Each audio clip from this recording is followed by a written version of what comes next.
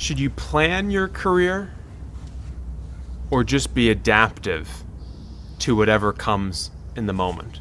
In other words, should you be really focused on planning or really focused on being flexible to change? That's the subject of this video.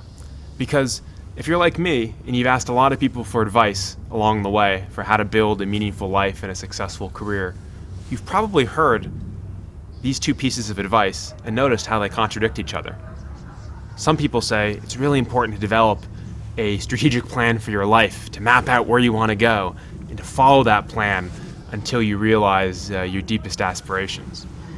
Other people say, no, flexibility is what's important. You always want to be agile, to adapt yourself as the world changes. And the truth is, you need to do both. You need to be both flexible and you need to plan. Or as we like to say in the Startup Review, you need to plan to adapt. You want to set plans in your life, but you also want to be ready to change them when conditions call for it. This is actually a core entrepreneurial strategy. A lot of people mistakenly think that entrepreneurs are people who go into a dark bedroom, close their eyes, start breathing in a meditative fashion, pick up a crystal ball, shake a ball very vigorously, stare into this crystal ball, and then see a vision of the future that they pursue unwaveringly until world domination. And people think that entrepreneurs are brilliant idea people who have these eureka moments that propel them to change the world with their business. But in fact, nothing could be further from the truth. If you look at some of the world's most successful businesses, you'll notice that they had an initial business plan, but they actually were able to adapt that plan as the founders changed, as competition changed, and as the world changed. Starbucks, for example, began as a business that sold coffee beans and coffee equipment. And it was only later that the founders realized the real business was serving coffee by the cup at a store and allowing your patrons to sit and enjoy the coffee. PayPal began as a business focused on encryption technology for old Palm Pilot PDAs. And it was only later that they realized the real business opportunity was allowing money transfer online, particularly around eBay auctions.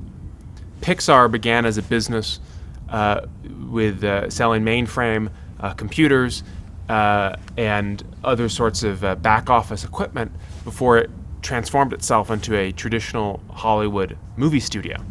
So a lot of the most successful businesses, if you look at the day one plan and the day 1000 reality, they look pretty different. And so now let's think about in the world of careers and life advice. You know, a lot of us, when we study successful people, we think, well, they must have had a life plan that they followed to achieve their level of success, right? Surely Sheryl Sandberg, for example, the COO of Facebook, she must have majored in business, landed an entry-level job at an important business firm like IBM, worked her way up, and then landed a job at Facebook. But in fact, her career trajectory looks nothing like that. After graduating college, Sheryl actively sort of showed an uninterest in capitalism and moved to India to work on public health projects for the WHO. She went to business school, she worked in management consulting, she worked for the federal government and the Department of Treasury, and it was after several reinventions and zigs and zags that she transformed herself yet again to move to California and join Google when it was just a small sales team and growing the team to thousands of people. So if we look at the current icon of success, a current icon anyway, Sheryl Sandberg, we notice that what she was able to do was adapt herself over and over and over again. And that's really critical, to have a plan and then adapt that plan when the world changes.